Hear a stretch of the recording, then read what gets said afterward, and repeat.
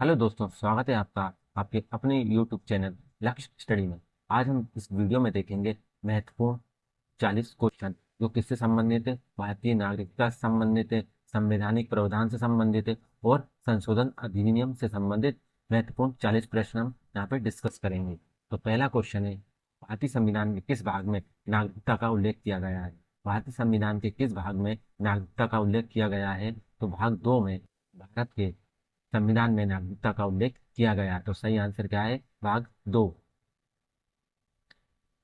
नागरिकता से संबंधित प्रावधान संविधान के किस अनुच्छेदों में दिए गए हैं? नागरिकता से संबंधित प्रावधान संविधान के किस अनुच्छेद में दिए गए हैं? तो वे कौन से अनुच्छेद है? तो वह अनुच्छेद है 5 से 11 तक। कहाँ तक? 5 से 11 तक नागरिकता से संबंधित अनुच्छेद दिए गए हैं। भारत में किस प्रकार की नागरिकता की व्यवस्था की गई है? भारत में किस प्रकार की नागरिकता की व्यवस्था की गई है? तो भारत में एकल नागरिकता है। और वहीं पर अमेरिका में मतलब यूएसए में दोहरी नागरिकता का प्रावधान है। नागरिकता से संबंधित कानून बनाने की शक्ति किसे प्राप्त है? जो नागरिकता से संबंधित कानून बनाने की शक्ति है वह किसके पास है? तो वह है केवल संसद के पास। केवल संसद ही नागरिकता से संबंधित कानून बना सकता है। किस अनुच्छेद के तहत संसद को नागरिकता के अधिकार को विधि द्वारा नियमित करने की शक्ति दी गई है? किस अनुच्छेद के तहत संसद को नागरिकता के अधिकार को विधि द्वारा विनियमित करने की शक्ति दी गई है? तो वह कौन सा अनुच्छेद है? तो वह अनुच्छेद 11। संविधान के प्रारंभ पर नागरिकता का प्रावधान किस अनुच्छेद में दिया गया है? संविधान का प्रारंभ हुआ था तो ये हुआ था 26 जनवरी 1950। नागरिकता प्रावधान किस अनुच्छेद में दिया गया है? तो ये अनुच्छेद कौन सा है? अनुच्छेद 5। अनुच्छेद जो 5 है भारत की नागरिकता से संबंधित है। पाकिस्तान से भारत को पलायन करने वाले व्यक्तियों की नागरिकता का उल्लेख किस अनुच्छेद में किया गया है? जो व्यक्ति पाकिस्तान से भारत को पलायन करने वाले व्यक्तियों की नागरिकता का उल्लेख किस अनुच्छेद में दिया गया है? तो यह अनुच्छेद 6 है। कौन सा अनुच्छेद है? अनुच्छेद है जो व्यक्ति जो व्यक्ति पाकिस्तान से भारत आए थे उनकी यहाँ नागरिकता की बात की गई है। तो वह अनुच्छेद कौन सा है? तो वह अनुच्छेद है 6। पाकिस्तान को पलायन करने वाले व्यक्तियों की नागरिकता किस अनुच्छेद में वर्णित है? अब यहाँ पे क्या पूछा गया है? पाकिस्तान को पलायन यानी भारत से पाकिस्तान की ओर गए हैं। कौन? भारत से पाकिस्तान की ओर गए हैं। वे किस अनुच्छेद में है? तो वह अनुच्छेद है 7। वो जो पाकिस्तान से भारत आए हैं वह कौन से अनुच्छेद में? 6 में। और जो भारत से पाकिस्तान गए हैं वह अनुच्छेद 7 में। भारत के बाहर रहने वाले भारतीय मूल के व्यक्तियों के नागरिकता अधिकारों की बात कौन सा अनुच्छेद करता है? जो भारत के बाहर भारतीय मूल के व्यक्ति रहते हैं उनकी नागरिकता का अधिकार कौन सा अनुच्छेद करता है? तो वह अनुच्छेद 8 करता है। यदि कोई व्यक्ति स्वेच्छा से विदेशी नागरिकता प्राप्त कर लेता है तो उसकी नागरिकता समाप्त हो जाएगी। ये किस अनुच्छेद में कहा गया है? यदि कोई व्यक्ति स्वेच्छा से मतलब अपनी इच्छा से विदेशी नागरिकता प्राप्त कर लेता है तो उसकी भारतीय नागरिकता समाप्त हो जाएगी। ये किस अनुच्छेद में कहा गया है? तो ये अनुच्छेद 9 में कहा गया है। नागरिकों के अधिकार का बना रहना किस अनुच्छेद में वर्णित है? नागरिकों के अधिकार का बना रहना किस अनुच्छेद में वर्णित है? तो ये कौन सा अनुच्छेद है? तो ये है अनुच्छेद 10। दोहरी नागरिकता की व्यवस्था किस देश में प्रमुखता से देखी जाती है? दोहरी नागरिकता किस देश की व्यवस्था है? तो यह संयुक्त राज्य अमेरिका में। और भारत में एकल नागरिकता पाई जाती है। भारत में एकल नागरिकता पाई जाती है और अमेरिका में दोहरी नागरिकता पाई जाती है। संसद ने पहली बार व्यापक नागरिकता अधिनियम कब लागू किया था? संसद ने पहली बार व्यापक नागरिकता अधिनियम कब लागू किया था? तो ये लागू किया था 1955 में।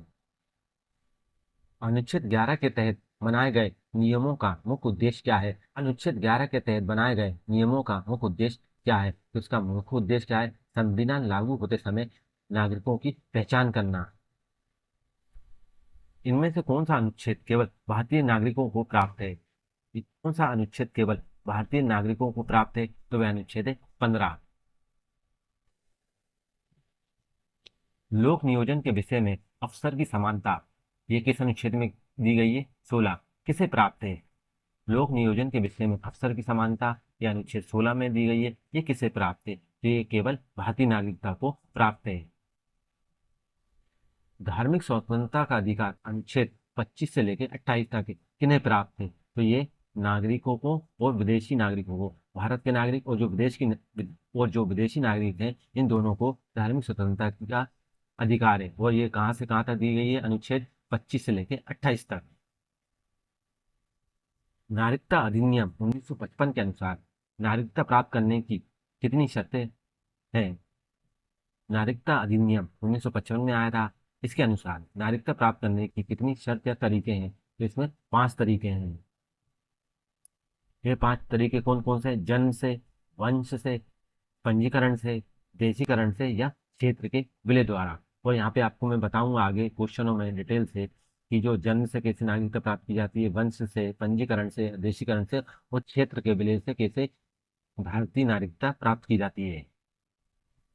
जन्म से नागरिकता प्राप्त करने के लिए 1987 के बाद क्या नियम है? मैंने आपको पिछले क्वेश्चन में बताया था कि मैं जन्म से जो नागरिकता प्राप्त करने के लिए 1987 के बाद क्या नियम अपनाए गए हैं। तो ये क्या नियम अपनाए गए? जन्म के समय माता पिता में से कोई एक भारतीय नागरिक हो।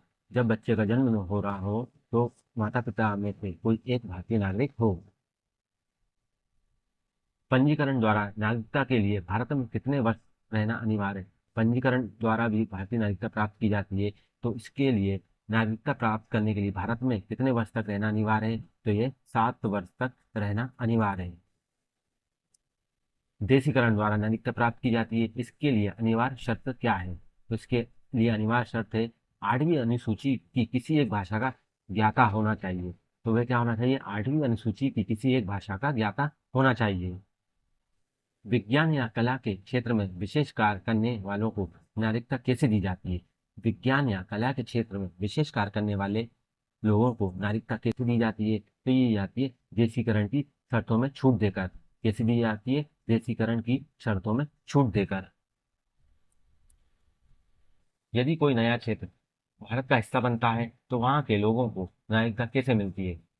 यदि कोई नया क्षेत्र भारत का हिस्सा बनता है तो वहां के लोगों को नागरिकता कैसे मिलती है? तो वह कैसे मिलती है? तो वह स्वतः भारतीय नागरिक बन जाते हैं। मतलब भारत में कोई क्षेत्र जुड़ता है तो वहां के लोग स्वतः ही भारतीय नागरिक बन जाते हैं।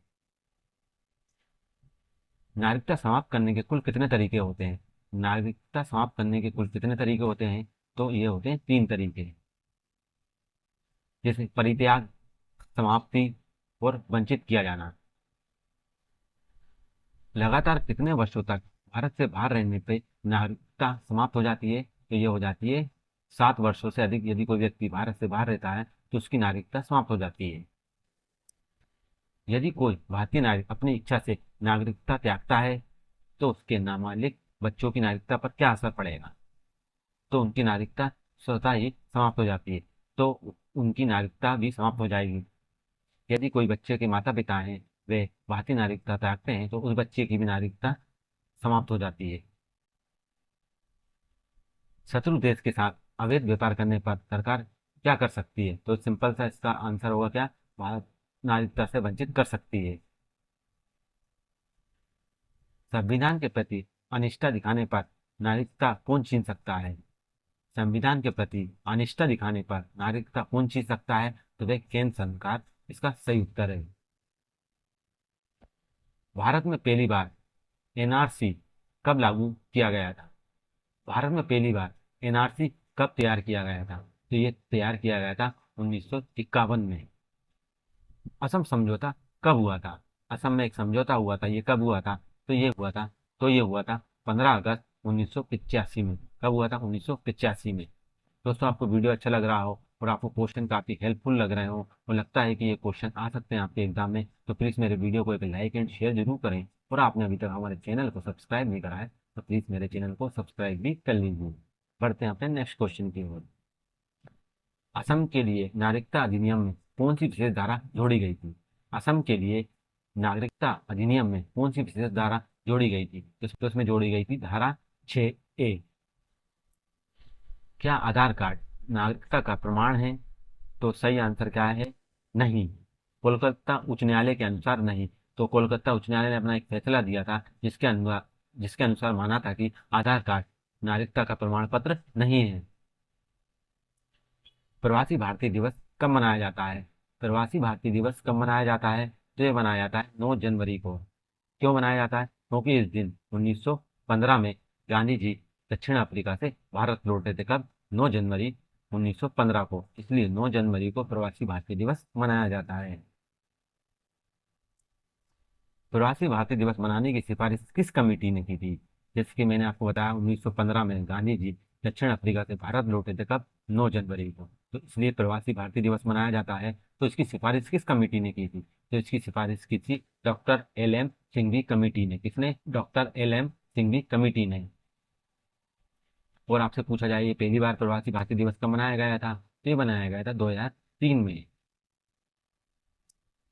सीएए सिटीजनशिप अमेंडमेंट एक्ट 2019 को राष्ट्रपति की मंजूरी कब मिली? तो राष्ट्रपति की मंजूरी कब मिली? तो ये मिली 12 दिसंबर 2019 में। कब मिली? 12 दिसंबर 2019 में।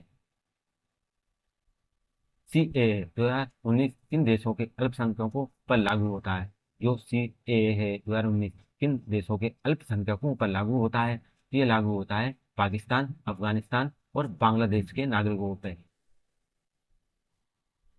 सीएए 2019 के तहत कितने धार्मिक समुदायों को नागरिकता के योग बनाया गया है? तो इसमें 6 धार्मिक समुदायों को नागरिकता के योग बनाया गया है। नागरिकता अधिनियम 1955 में अब तक कुल कितनी बार संशोधन हो चुके हैं? तो इसमें अभी तक 6 बार संशोधन हो चुके हैं। नागरिकता अधिनियम 1955 में पहली बार संशोधन किस वर्ष किया गया था? तो अभी तक 2026 तक इसमें कितनी बार संशोधन हो चुके हैं? 6 बार। और पहली बार कब हुआ था इसमें संशोधन? तो ये हुआ था 1986 में। अनुच्छेद 8 किन व्यक्तियों की नागरिकता की बात करता है? अनुच्छेद 8 किन व्यक्तियों की नागरिकता की बात करता है? तो ये बात करता है भारत के बाहर रहने वाले भारतीय मूल के व्यक्तियों की। दोस्तों, आपको वीडियो अच्छा लगा तो प्लीज़ मेरे वीडियो को एक लाइक एंड शेयर जरूर करें। और आपने अभी तक हमारे चैनल को सब्सक्राइब नहीं करा है तो प्लीज़ सब्सक्राइब भी कर लीजिए। मिलते हैं अपने नेक्स्ट वीडियो में। तब तक के लिए वंदे मातरम।